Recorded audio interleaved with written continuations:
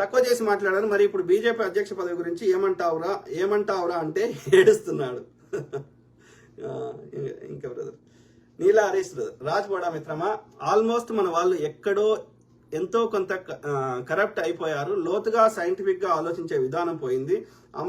అమెరికాలో ఉంటున్నారు కాబట్టి మీకు చాలా బ్రాడ్ మైండ్ ఉంది. వీలైనంత వరకు యథార్థం చెబుతున్నారు. మీరు నిశ్చలమైన మనస్తత్వంలో ఉన్నారు. చాలా గొప్ప విషయం, మీరు గ్రేట్. మన వాళ్ళు ఎక్కడో అక్కడ పొల్యూట్ అవుతున్నారు. మనం చెప్తే అంగీకరించరు, తిరిగి మనపైనే వితండవాదం చేస్తారు. ఎవ్వరికి చెప్పాల్సిన అవసరం లేదు బ్రదర్. మన అంతరాత్మకి మనం మోసం చేసుకోలేము.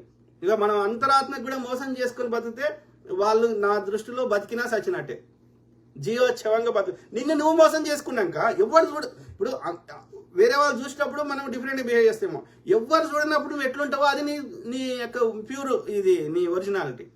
అంటే నువ్వు నీ ఆత్మకి మోసం చేసుకొని, అంటే నీ ఆత్మ లేకపోతే నువ్వు లేవు. నీ ఆత్మను మోసం చేసుకొని బతికితే నువ్వు చచ్చిపోయినట్టే. నీ ఆత్మ ఘోషిస్తుంది. నీ ఆత్మ దాని ఒరిజినల్ రూపంలో సంతోషంగా ఉండదు.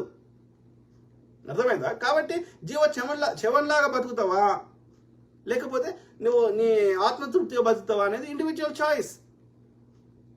నేను ఎందుకు ఉండగలుగుతున్నా అట్లా అంటే ఒకే ఒక కారణం, నాకు ఎలాంటి స్వార్థ ప్రయోజనాలు లేవు, అంతే. నాకు పేరు కావాలి, నాకు ప్రతిష్ట కావాలి, నాకు డబ్బులు కావాలి, నేను కష్టపడకుండా ఏదో కావాలి అని నేను ఆశిస్తలేను. కాబట్టి అందరం బాగుండాలని ఒక ఆశ ఉన్నది. ఈ సృష్టిలో క్రియేట్ చేసిన అందరి కోసం, కొందరి కోసం కాదు. కాబట్టి అందరి కోసం రాకుండా అడ్డుపడుతున్నా లేక భాగవతాలు బయట పెడుతున్నాం. కాబట్టి నాకు ఎలాంటి స్వార్థ ప్రయోజనాలు లేవు కాబట్టి నేను ఆ యొక్క ఇది ఇండిపెండెంట్గా మాట్లాడగలుగుతున్నా, వాస్తవాలు చెప్పగలుగుతున్నా.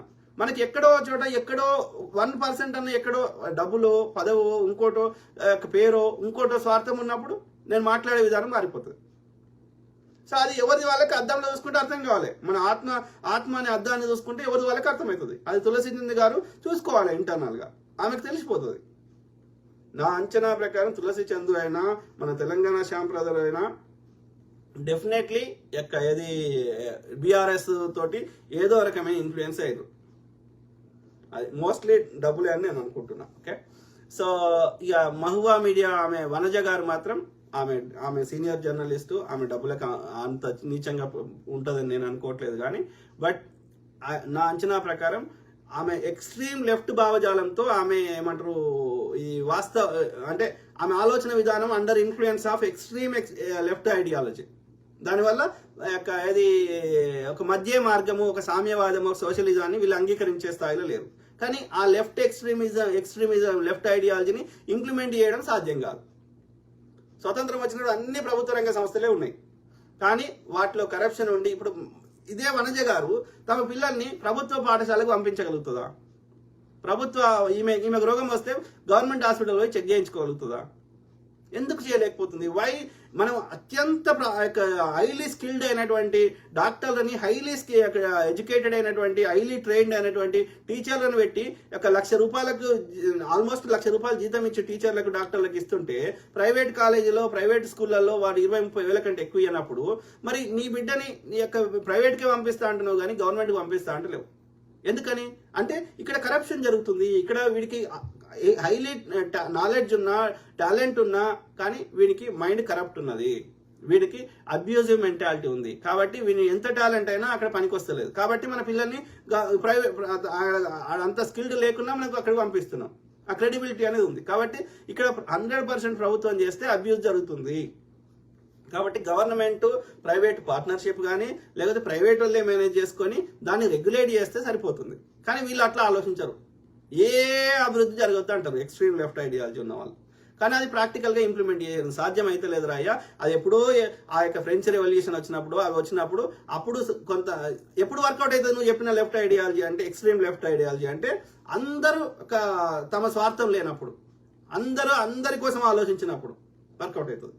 కానీ అట్లా ప్రాక్టికల్గా మనుషులు లేనప్పుడు అది 100% ఇంప్లిమెంటేషన్ సాధ్యం కాదు. కాబట్టి అది పేరుకే కమ్యూనిస్ట్ దేశాలు అంటారు, కానీ అక్కడ ఈ ఏమంటారు ఈ వాళ్ళు డిఫైన్ చేసిన మార్క్సిజం, లెనినిజం అవన్నీ యాక్చువల్గా యాజ్ ఇట్ ఈజ్ ఇంప్లిమెంట్ అయితే అవుతలేవు. అది చైనా తీసుకోండి, రష్యా తీసుకోండి, నార్త్ కొరియా తీసుకోండి, ఇంకో దేశం తీసుకోండి, క్యూబా తీసుకోండి, పేరుకే అది కమ్యూనిస్ట్ దేశాలు, కానీ అది లేదు పరిస్థితి. అంటే అర్థమైంది, దాదాపు అంతటా సోషలిజమే నడుస్తున్నది, సామ్యవాదమే నడుస్తుంది. అంటే అర్థం ఏంది, అందరి గురించి ఆలోచించి మనం పథకాలు చేస్తాం, కొందరి గురించే కాదు, అందరి బాగు కోసం మనం చేస్తాం అని చెప్పి ప్రైవేట్ని కంప్లీట్గా తీసేయం.